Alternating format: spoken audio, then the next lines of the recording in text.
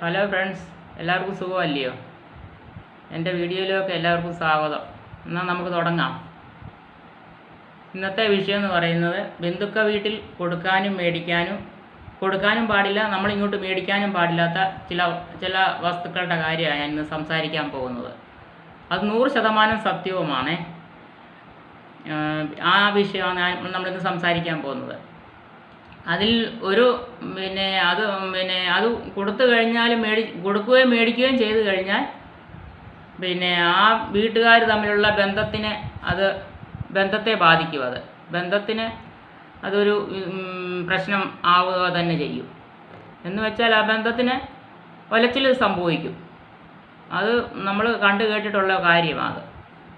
അത് സത്യമാണ്. അതെന്തോ ആയാലും അതൊരു പ്രശ്നം ഉണ്ടാകും. അങ്ങനെ ആ വിഷയത്തെക്കുറിച്ചാണ് സംസാരിക്കുന്നത്.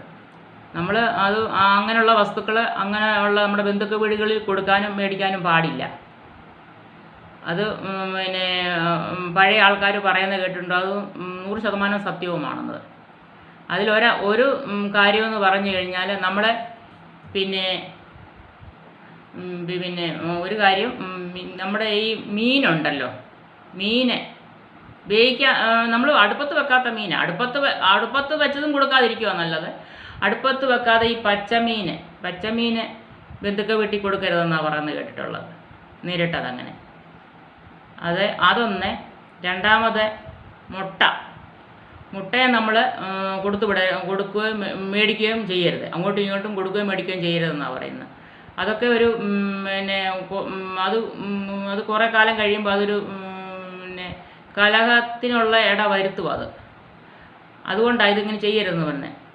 നമ്മൾ പച്ച മീൻ, മുട്ട, അതുപോലെ ഇറച്ചി വകകൾ, ഇങ്ങനെയുള്ള ഐറ്റങ്ങൾ ബന്ധുക്ക വീട്ടിൽ കൊടുക്കുകയും മേടിക്കുകയും ചെയ്യരുത്.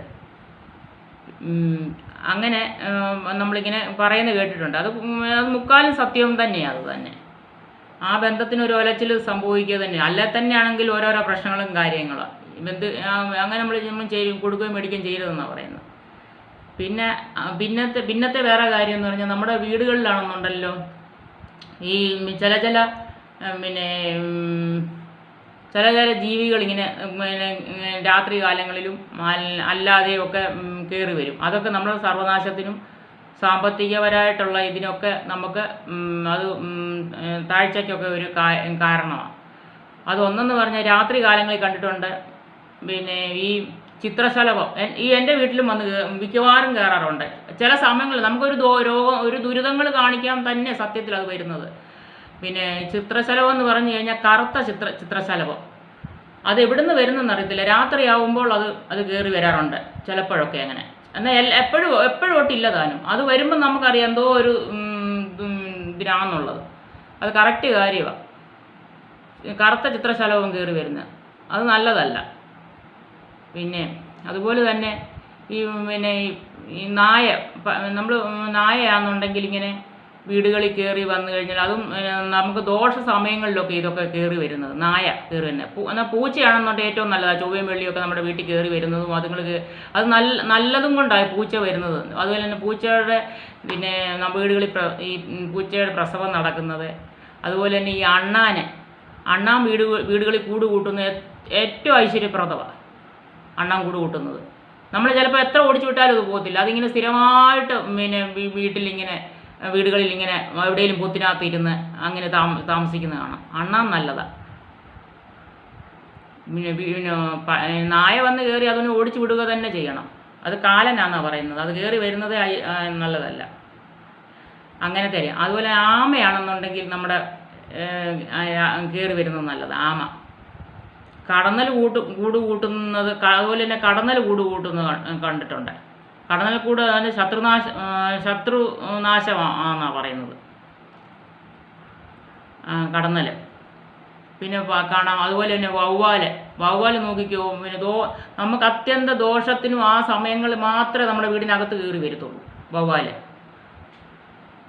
ആ സമയങ്ങളിൽ ഇതെല്ലാം കയറി വരുന്നത്.